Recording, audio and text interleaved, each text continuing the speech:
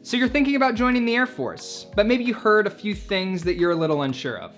Honestly, we've all been there. I've been there myself.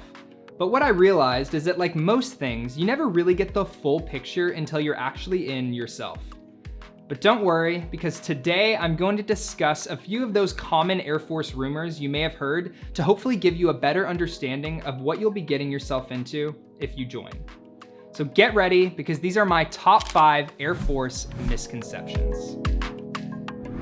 Coming in at number 1 is by far the most common question that I've heard asked. So if you're in the Air Force, that means you fly, right? I hate to break it to you guys, but no, not everyone in the Air Force is a pilot.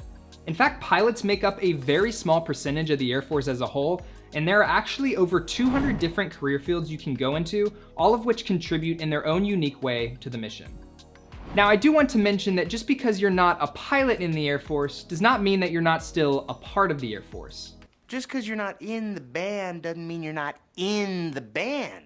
It's actually pretty common at some point in your career to have the opportunity to get a ride on an Air Force aircraft, whether that's to and from a deployment, if you're stationed overseas, or if you're just going on a routine training mission that, for instance, involves you hitching a ride in the back of a C-17. I promise you, everyone in the Air Force who is not a pilot still plays a big role in helping accomplish the mission.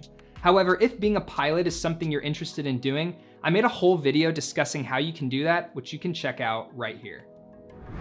All right, number 2 is something that I myself remember getting a little nervous about, and that is, if you join the Air Force, will you have to be fighting on the front lines?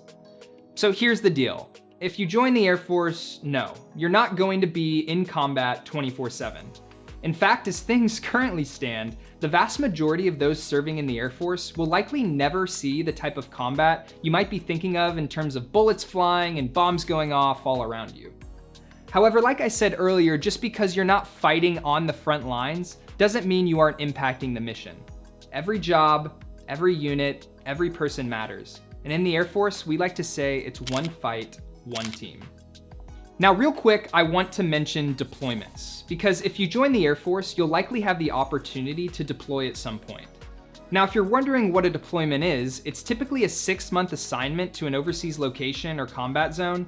And while I know this can sound a little intimidating, in most cases, deployments in the Air Force can be enjoyable. In fact, most bases in deployed locations are going to have gyms, movie theaters, Wi-Fi, and other places to relax to hopefully make it feel as comfortable as possible. Now, keeping along with those same lines, for number 3, I want to talk about family.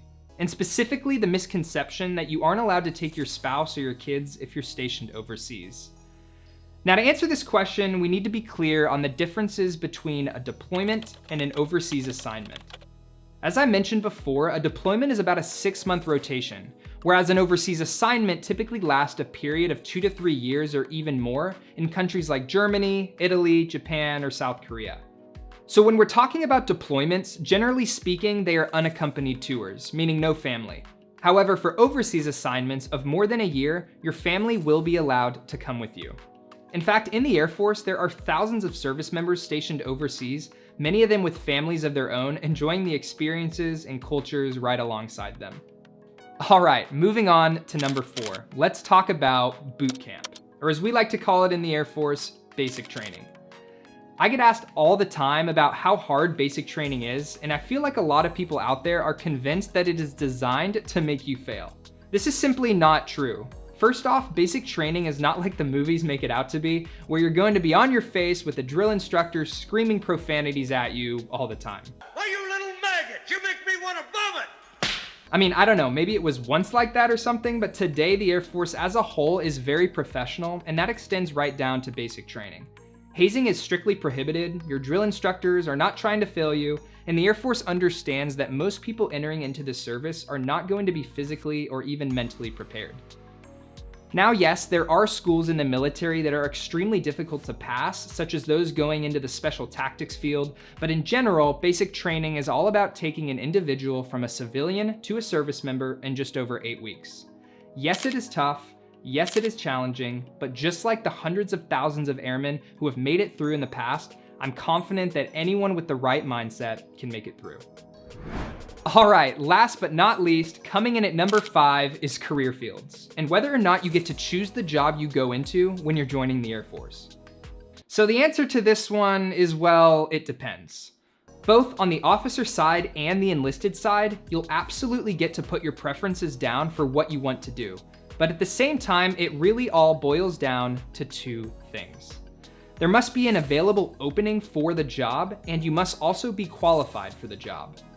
In terms of openings, the Air Force does have a specific number of jobs they need filled each year, and so depending on when you're trying to join, the number of openings may vary.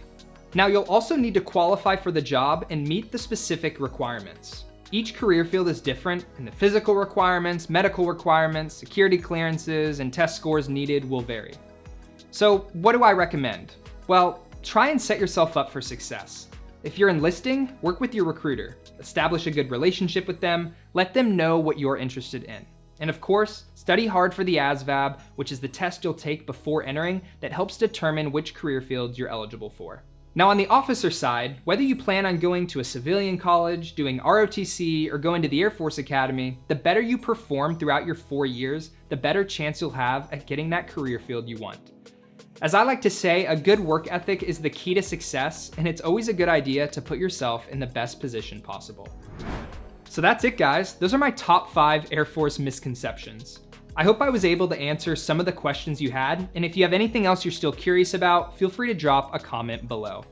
In the meantime, you can follow me on my Instagram, where I post content about my experiences in the Air Force, and if you'd like, you can click on that YouTube subscribe button and the bell to turn on post notifications so you know you're not missing out on any future videos.